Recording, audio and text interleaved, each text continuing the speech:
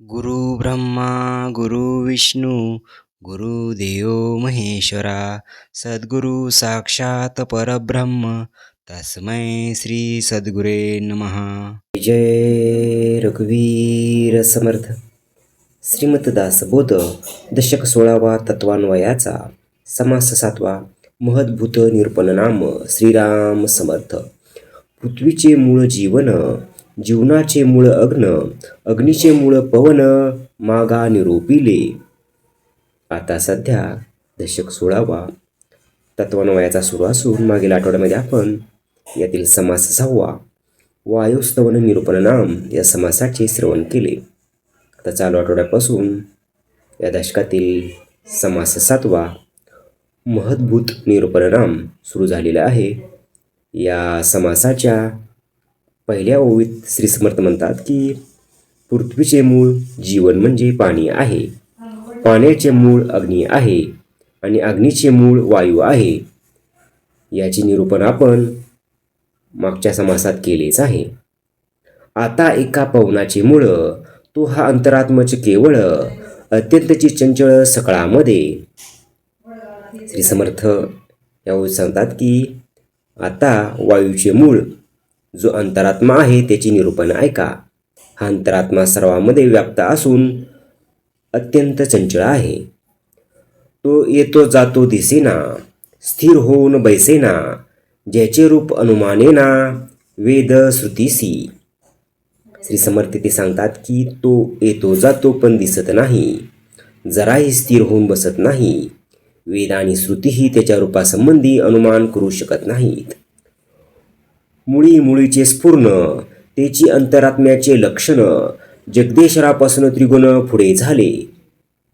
श्री समर्थ यावेळी सांगतात की मूळ परब्रह्माच्या ठिकाणी जे आद्य स्फुरण तेच अंतरात्म्याचे लक्षण असून याला जगदीश्वर म्हणतात. त्याच्यापासूनच पुढे त्रिगुण प्रकट झाले. त्रिगुणापासून झाली भूते, पावली स्पष्ट दशेते, त्या भूताचे स्वरूप ते विवेके ओळखावे. श्री समर्थ यावेळी सांगतात की त्रिगुणापासूनच पुढे पंचमहाभूते स्पष्ट दशेला आली. विवेकाने त्या पंचमहाभूताचे स्वरूप जाणून घ्यावे. त्यामध्ये मुख्य आकाश, चौभूतामध्ये विशेष, याच्या प्रकाशे प्रकाश सगळं काही. श्री समर्थ यावेळी सांगतात की त्या पंचमहाभूतामध्ये आकाश हे इतर 4 महाभूतापेक्षा विशेष महत्त्वपूर्ण आहे. याच्या प्रकाशामुळेच सर्व काही प्रकाशित होते. एक विष्णू महद्भूत ऐसा भूताचा संकेत, परंतु याची प्रचित पाहिली पाहिजे. समर्थ येथे सांगतात की श्री विष्णूंनाच महद्भूत असे म्हटले जाते, परंतु विवेकाने याची प्रचिती घेऊन घेतली पाहिजे. विस्तारे बोललेली भूते, त्या भूतामध्ये व्यापकते विवरून पाहता येते प्रत्ययासी. श्री समर्थ यावेळी सांगतात की सर्व भूताचे विस्ताराने वर्णन केले आहे. त्या भूतामध्ये सर्वात ते व्यापक आहे. याचा प्रत्यय आपण विवरणाने येतो. आत्मयाच्या चपळपणापुढे वायू तो किती बापुडे, आत्म्याचे चपळपण रोकडे समजून पहावे. श्री समर्थ ते सांगतात की अंतरात्मा इतका चपळ आहे की वायूही त्याच्या चंचलपणापुढे कमी पडतो. आत्म्याच्या चंचलपणाची रोकडी प्रचिती नीट समजून घ्यावी. आत्मा वेगळे काम चालेना, आत्मा दिसेना न आढळेना, गुप्तरूपे विचारणा ना पाहून सोडी. श्री समर्थ ते सांगतात की आत्म्याशिवाय कुठलेही काम होऊ शकत नाही. तो अत्यंत सूक्ष्म असल्याने दिसत नाही, आढळत नाही, पण तो गुप्त रूपाने नाना प्रकारे विचार करून निश्चय करतो. पिंड ब्रह्मांड व्यापून धरिले, नाना शरीरी विसाळले, विवेकी जनास भासले जगदांतरी. श्री समर्थ यावेळी सांगतात की अंतरात्मा पिंड ब्रह्मांडास आत बाहेर व्यापून असतो. नाना शरीरात तोच विलसत असतो. विवेकी पुरुषांना जगदांतरी याचा प्रत्यय येतो. आत्म्याविन देह चालती, हे तो घडेन कल्पांती, अष्टदा प्रकृतीच्या व्यक्ती स्वरूप उर्पाशा आल्या. श्री समर्थ यावेळी सांगतात की अंतरात्म्याशिवाय देह चालू शकेल असे कल्पांती घडू शकत नाही. अष्टदा प्रकृतीतील घटक जे पंचमहाभूते आणि त्रिगुण असतात ते आत्म्यामुळे व्यक्त दशेत आले. मुळापासून शेवटवरी सकळ काही आत्माच करी, आत्म्यापलीकडे निर्विकारी परिब्रह्मते. श्री समर्थ ते सांगतात की मुळापासून शेवटपर्यंत सर्व काही अंतरात्माच करतो. निर्विकारी परब्रह्म हे आत्म्याच्या पलीकडे आहे. आत्मा शरीरी वर्ततो, इंद्रिय ग्राम चेष्टवितो, नाना सुखे दुःखे भोगतो देहात्मयोगे. श्री समर्थ यावेळी सांगतात की आत्मा हा शरीराच्या ठिकाणी राहतो, सर्व इंद्रिय समूहाला तोच चेतवितो, तसेच देह आणि अंतरात्मा याच्या संयोगाने नाना सुख दुःख भोगतो. सप्तकुंचक हे ब्रह्मांड, त्यामध्ये सप्तकुंचक पिंड, त्या पिंडामध्ये आत्मा जाड विवेके ओळखावा.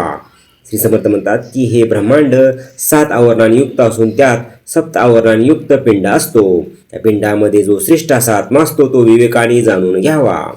शब्द ऐकून समजतो, समजून प्रत्यय तुर देतो, कठीण मृदू शीतोष्ण जाणतो त्वचेमध्ये. श्री समर्थ म्हणतात की तोच शब्द ऐकून त्याचा अर्थ समजून घेतो आणि प्रत्युत्तरही देतो. त्वचेच्या योगे तो कठीण मऊ तसे शीत आणि उष्ण हेही जाणतो.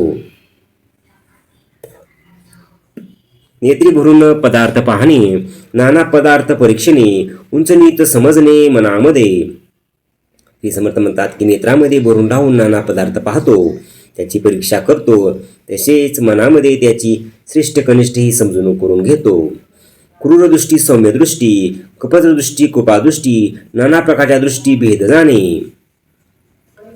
जिभेमध्ये नाना स्वाद, निवडून जाणे भेदाभेद, जे जे जाणे ते विषद करून बोले.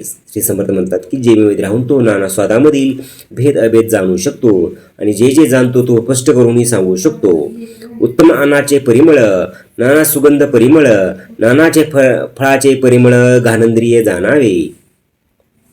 श्री समर्थ यावेळी सांगतात की घानेंद्रियाच्या युगाने तो उत्तम अशा अन्नाचा सुंदर वास, नाना प्रकारचे सुगंध, नाना फळाचे फुलाचे व गंध वगैरे जाणतो. जिव्हेने स्वाद घेणे बोलणे, पाणी इंद्रिय घेणे देणे, पादेंद्रिय सकळ येणे जाणे सर्व काही. श्री समर्थ म्हणतात की जिभेने स्वाद घेणे, बोलणे, हाताने पदार्थ देणे आणि पायाने येणे जाणे हे सर्व काही क्रिया सर्व काळ अंतरात्माच करत असतो. शिष्ण इंद्रिय सुहृदभोग, उदय इंद्रिय मळस्त्रग, मने करून सकळ सांग कल्पांत पाहे. समर्थ ते सांगतात की जननेंद्रियाने कामभोग, गद इंद्रियाने मलोत्सर्ग करणे, मनाने सर्व प्रकारच्या कल्पना करणे ही कामे अंतरात्माच करतो. ऐसे व्यापार परोपरी, त्रिभुवनी एकलाची एक करी, त्याची वर्णावया थोरी दुसरा नाही. समर्थ म्हणतात की ऐसे परोपरीचे व्यापार त्रिभुवनात तो एकटाच करीत असतो, त्याची थोरणी वर्णन करायला त्याच्याशिवाय दुसरा कोणीच नाही. त्याविन दुसरा कैसा, चे महिमा सांगावा तयाचा, व्याप आटोप आत्मयाचा, न भूतो न भविष्यती. श्री समर्थ ते सांगतात की त्याच्याशिवाय दुसरा कोणीच नाहीच, त्याची थोवी कशी वर्णन करावी. अंतरात्म्याचा व्याप आणि त्याची कार्यशक्ती पूर्वी कधी झालेली नाही आणि पुढे कधी होणारी नाही अशी विलक्षण आहे. 14 विद्या 64 कळा, धूर्तपणाच्या नाना कळा, वेदशास्त्र पुराण जिव्हाळा ते नवीन कैसा. श्री समर्थ ते सांगतात की 14 विद्या आणि 64 कला शिवाय धूर्तपणाच्या नाना कळा तशी जे वेद शास्त्र पुराणे याचे रहस्य हे सर्व अंतरात्म्यामुळेच जाणणे शक्य आहे. इहलोकीचा आचार, परलोकीचा सारासार, उभयलोकीचा निर्धार आत्माच करी. श्री समर्थ म्हणतात की इहलोकातील आचार, परलोकासंबंधी सारासार विचार, याचप्रमाणे उभय लोकासंबंधी निर्धार अंतरात्माच करतो. नाना मते नाना भेद, नाना संवाद विवाद, नाना निश्चय भेदाभेद आत्माच करी. श्री समर्थ ते सांगतात की नाना मते नाना भेद, नाना संवाद नाना विवाद, नाना निश्चय आणि भेदाभेद सर्व अंतरात्माच करतो. मुख्य तत्व विस्तारले, तेने तयास रूप आणले, येणे करता सार्थक झाले सगळं काही. श्री समर्थ म्हणतात की मुख्य तत्वाचा विस्तार होऊन या सृष्टीच्या व्यापास रूप प्राप्त झाले. या अंतरात्म्यामुळे सर्व काही सार्थक आहे. लिहिणे वाचणे पाठांतर करणे, पुसणे सांगणे अर्थ करणे, गाणे वाजवणे आणि नाचणे आत्म्याच करता. नाना सुखे आनंदतो, नाना दुःखे कष्टी होतो, देही धरतो आणि सोडतो नाना प्रकारे. श्री समर्थ म्हणतात की अंतरात्मात नाना सुखाने आनंदित होतो, नाना दुःखाने कष्टी होतो, नाना प्रकारचे देह धरतो आणि सोडतो. एकलाचे नाना देहधरी, एकलाचे नटे परोपरी, नटनाट्य कुसरी त्याविन नाही. श्री समर्थ ते सांगतात की अंतरात्मा एकच नाना देह धारण करतो, एकटाच नाना प्रकारे नटतो. नट, नाट्यकला, कौशल्य अंतरात्म्याशिवाय काहीच होऊ शकत नाही. एकलाची झाला बहुरूपी, बहुरूपी बहुसाक्षपी, बहुरूपे बहुप्रतापी आणि लंडी. श्री समर्थ ते सांगतात की तो एकटाच बहुरूपी होतो आणि बहुरूप्याप्रमाणे नाना सोंगे घेतो. तो बहुरूपी असून मोठा उद्योगी आहे. अनेक रूपे धारण करतो. कधी अत्यंत प्रतापी बनतो तर कधी भित्र्याचे सोंग घेतो. एकलाची विस्तार कैसा, पाहे बहुमद तमासा, दंपती विन कैसा विस्तारला. श्री समर्थ ते म्हणतात की तो एकटाच असून त्याचा इतका अपाट विस्तार झालाच कसा हे एक आश्चर्यच आहे. दाम्पत्य नसून अंतरात्म्याचा एवढा विस्तार कसा झाला. स्त्रियास पाहिजे पुरुष, पुरुषास पाहिजे स्त्रीवेश, ऐसा आवडीचा संतोष परस्परे. स्थूळाचे मूळ ते लिंग, लिंगामध्ये हे प्रसंग, येणे प्रकारे जग प्रत्यक्ष चाले. श्री समर्थ म्हणतात की स्थूळ देहाचे मूळ सूक्ष्म देहात आहे आणि सूक्ष्म देहातील वासनेमुळे स्त्री पुरुष हा भेद निर्माण होतो. पुरुषाचा जीव स्त्रियाचे जीवी, ऐसे होती उटाटेवी, पर या सूक्ष्माची गोवी समजली पाहिजे. श्री समर्थ ते सांगतात की पुरुषांचा जीव आणि स्त्रियांची जीवी अशी मुळीच नाही, पण अज्ञानी लोक उगीच अशा उटाठेवी करतात. परंतु सूक्ष्म देहातील हा वासने जागुनता मात्र विवेकाने जाणून घेतला पाहिजे. स्थूळाकरिता वाटे भेद, सूक्ष्मी अवघेच अभेद, ऐसे बोलणे निरुद प्रत्यया आले. श्री समर्थ म्हणतात की स्थूळ देहामध्ये अभेद दिसतो खरा, पण सूक्ष्माच्या ठिकाणी अभेदच असतो. बायकोने बायकोस भोगेले, ऐसे नाही घडेले, बायकोस अंतरी लागले ध्यान पुरुषाचे. श्री समर्थ म्हणतात की स्त्रीने स्त्रीचा उपभोग घेतला असे कधीच घडत नाही. स्त्रीच्या अंतरी पुरुषाचेच ध्यान लागलेले असते.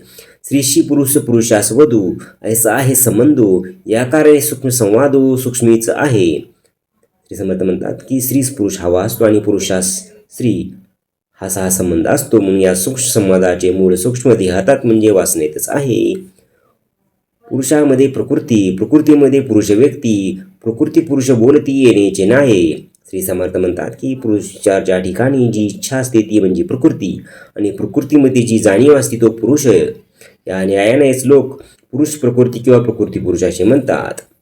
पिंडावून ब्रह्मांड पाहावे, प्रचितीने प्रचितीच घ्यावे, उमजून तरी उमजावे, विवरा विवरो. श्री समर्थ म्हणतात की याप्रमाणे पिंडावरून ब्रह्मांडाचा विचार करावा. पिंडातील अनुभवाने ब्रह्मांडातील अनुभव जाणावा. हे उमजत नसेल तर वारंवार विवरण करून घ्यावे. द्वैत इच्छा होते मुळी, परी आणली भूमंडळी, भूमंडळी आणि मुळी रुजू पाहावे. श्री समर्थ ते म्हणतात की मूळ मायेत द्वैताची इच्छा झाली, ते द्वैत पुढे दृश्यसृष्टीत आले. दृश्यसृष्टीतील द्वैत आणि मूळ मायेतील द्वैत याचा मेळ घालून पाहावा. येथे मोठा झाला आक्षेप, फिटला श्रुती याचा आक्षेप, जे प्रकृती पुरुषाचे रूप निवडून गेले. श्री समर्थ या शेवटी सांगतात की याप्रमाणे प्रकृती पुरुषाचे रूप येथे स्पष्ट करून सांगितले आहे. यामुळे श्रोत्याच्या आक्षेपाचे समाधान झाले आहे. हे कार्य खूपच मोठे आहे असे समर्थ म्हणतात. इति श्रीदासबोधे गुरु शिष्य संवादे महद्निरूपण नाम समास 7वा. जय जय रघुवीर समर्थ.